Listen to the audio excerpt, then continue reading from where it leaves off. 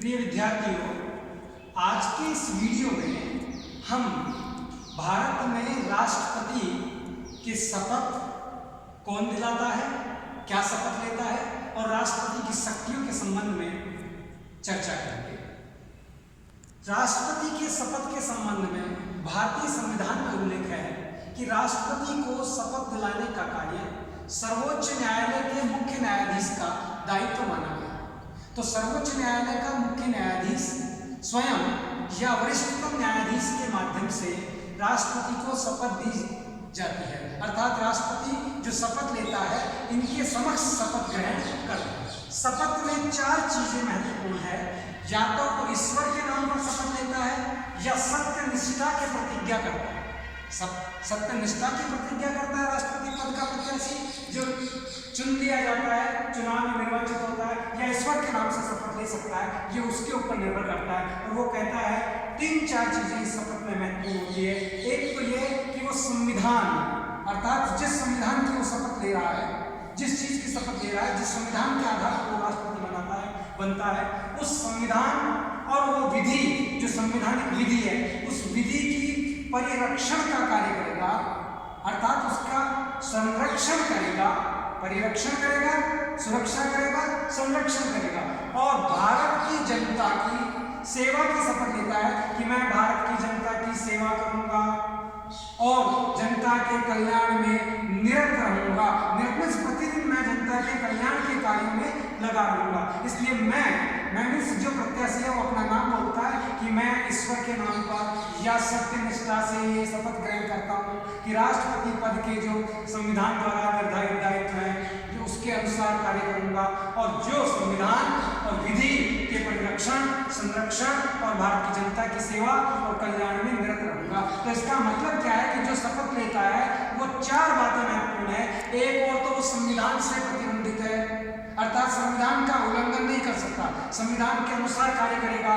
दूसरा विधि, जो संवैधानिक विधि है, संवैधानिक कानून है, उन कानूनों के अनुसार न्याय का कार्य करेगा और उन न्याय के अर्थात उस विधि का और संविधान का संरक्षण करेगा।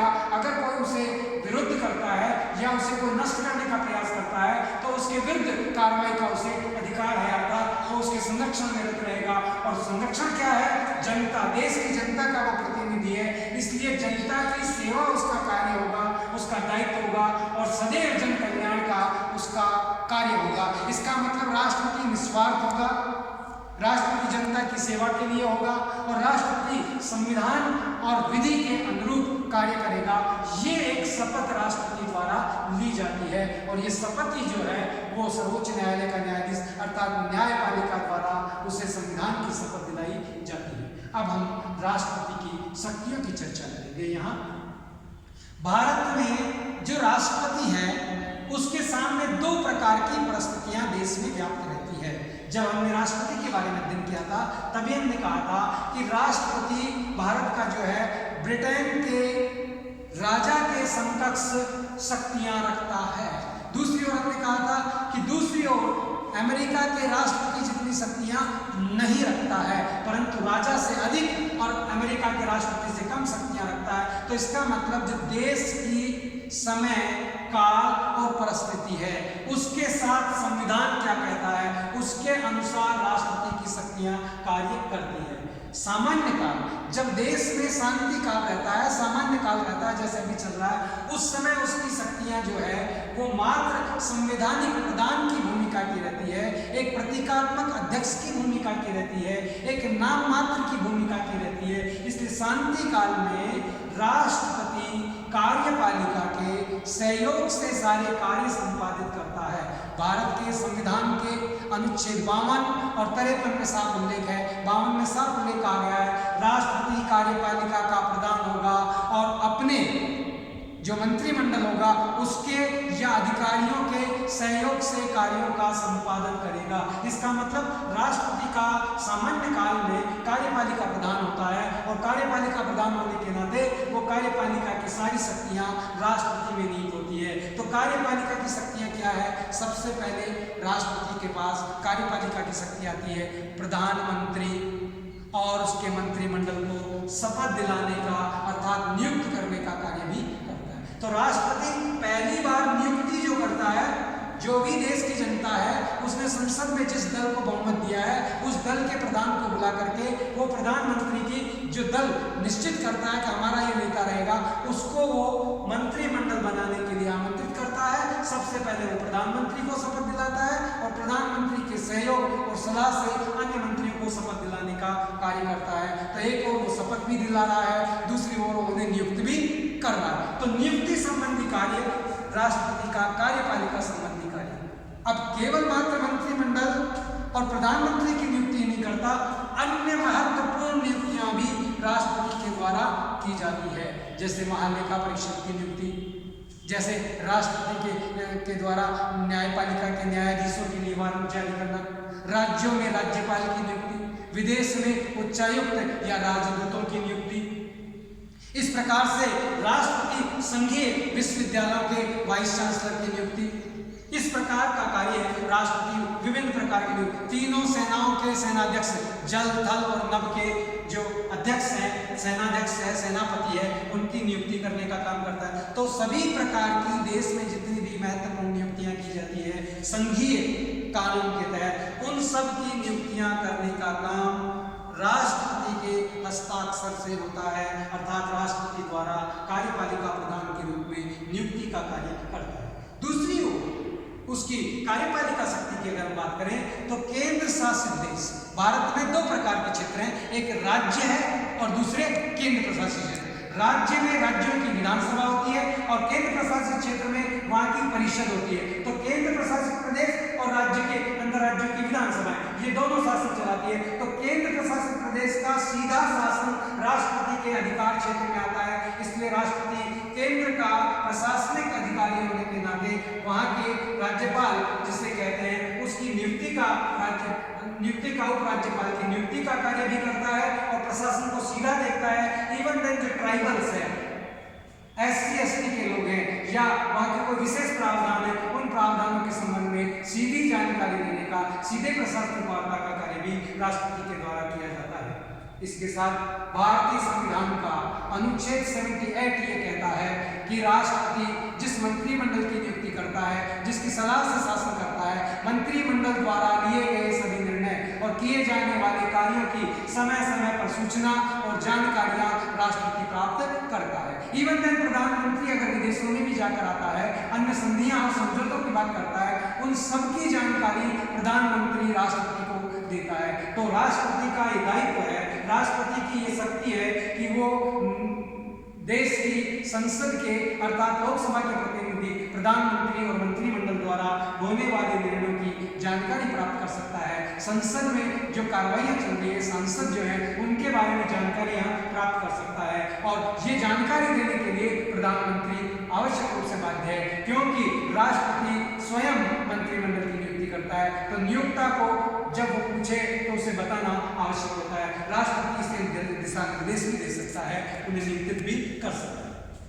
अन्य अगर हम बात करें कार्यपालिका की शक्ति में तो जो राज्य सरकार है, अभी मैंने बात की थी केंद्र प्रशासित और राज्य, दो प्रकार की भारत में शासन व्यवस्था है। तो जो राज्य सरकारें हैं उन राज्य सरकारों को नियंत्रित और निर्देशित करने का कार्य भी राष्ट्रपति करता है कि राज्य सरकारें संविधान के अनुरूप शासन करें, संवैधानिक विधि के अनुरूप शासन करें, राज्य विधि के अनुरूप शासन व्यवस्था का संचालन करें और राज्य विधि के अनुरूप कानून बनाए और वहाँ की शांति, सुरक्षा और व्यवस्था राज्य विधि के अनुसार सही संचालित होती रहे, शांति बनी रहे। इन सारे कार्यों का नियंत्रण करना, निर्देशित करने का कार्य राष्ट्रपति करता है और वो राज्यपाल के माध्यम से कार्य करता है, क्योंकि राज्यपाल राज्यों में राज्यपाल केंद्र का प्रतिनिधि प्रशासक के रूप में बैठा रहता है, चाहे वो राज्य का प्रमुख है, परंतु राज्य के प्रमुख होने के नाते के पश्चात संवैधानिक प्रमुख होने के बाद भी वो केंद्र का प्रतिनिधि होने की शक्तियां भी रखता है। इसलिए केंद्र द्वारा अर्थात राष्ट्रपति द्वारा समय समय पर राज्यपाल से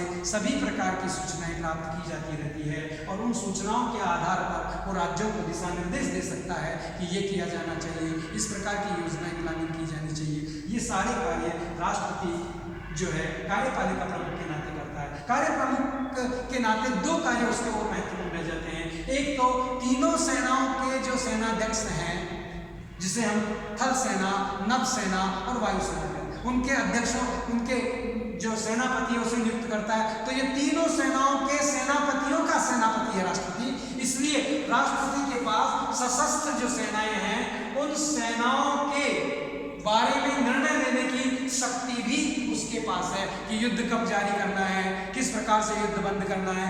मान लिया ये प्रधानमंत्री की सलाह पर होता है, क्योंकि राष्ट्रपति व्यवहारिक प्रधान नहीं, एक संवैधानिक प्रधान है। व्यवहारिक शक्तियां प्रधानमंत्री के नियंत्रण में दिखाई देती हैं भारत के अंदर, परंतु सेनापति होने के नाते सभी सेनाओं का सेना से संबंधित नियम है, नीतियां बनवाना है, उनकी देखरेख करना है, उनकी वित्तीय व्यवस्था करना है, उनके ग्रीवेंसेस को सुनना है और उनकी संबंध में निर्णय देना, प्रधानमंत्री की सलाह करना, ये राष्ट्रपति अर्थात राष्ट्रपति सशस्त्र सेनाओं के सेनाध्यक्ष के सेनापति के रूप में भी अपनी शक्तियां रखता है, कार्य कर सकता है। एक अंतर्राष्ट्रीय क्षेत्र है, देश में जो कार्य होते हैं वो राष्ट्रीय कार्य कहलाते हैं, और देश के बाहर जैसे यूएनओ में कोई कार्य हो रहा है या अन्य भारत और अमेरिका के मध्य संबंधों में हो रहा है, भारत या चीन के बारे में हो रहा है, या भारत और मलेशिया के बारे में हो रहा है, भारत या रूस में हो रहा है, तो राष्ट्रपति अंतर्राष्ट्रीय क्षेत्र में भारत का प्रतिनिधित्व करता है। और प्रधानमंत्री भी जो जाता है वो भारत के प्रतिनिधित्व अर्थात राष्ट्रपति के प्रतिनिधित्व के रूप में वो कार्य करते हैं। तो अंतर्राष्ट्रीय क्षेत्र में देश का प्रतिनिधित्व कई बार स्वयं राष्ट्रपति विदेशों में जाकर के करने का कार्य करता है।